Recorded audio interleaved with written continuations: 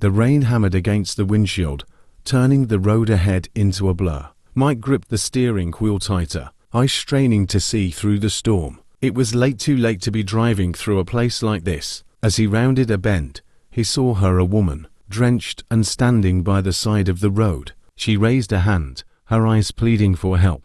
Against his better judgment, Mike slowed and rolled down the window. "Need a ride?" She nodded silently, and he unlocked the door. She slipped into the passenger seat, soaked to the bone, her hair clinging to her pale face. The air in the car felt cold the moment she shut the door. "Where are you headed?" he asked, trying to keep things casual. "Just a few miles up," she whispered. Staring straight ahead, Mike nodded and drove on.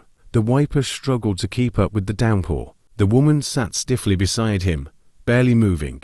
The silence in the car felt heavy, almost oppressive. After a few minutes, she spoke, her voice barely audible. "Have you ever wondered what it feels like to die?" Mike blinked, taken aback. "What? Dying?" she repeated, turning her head to look at him, her eyes dull. "It's cold, so cold." Mike felt a chill creep up his spine. He forced a laugh. "That's a strange thing to talk about." The woman didn't respond, just turned back to stare out the window. The road stretched on, empty and dark. Mike glanced over at her again. Something about her clothes seemed odd. They looked old, like something out of a different era. His heart thudded harder in his chest.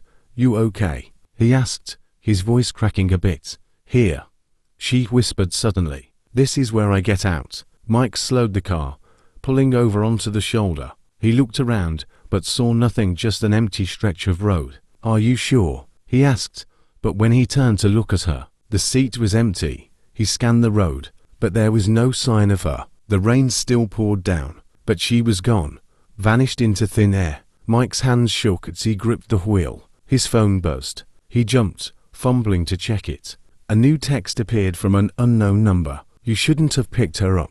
His blood ran cold. He threw the phone down and hit the gas, speeding off into the night. His mind raced, trying to make sense of what had just happened. An hour later, Mike pulled into a small town, still shaken. As he passed a diner, something caught his eye: a missing persons poster on a telephone pole. The face on the poster made his heart stop. It was her. The date below her name chilled him to the bone. She had been missing for 10 years. His heart leapt into his throat.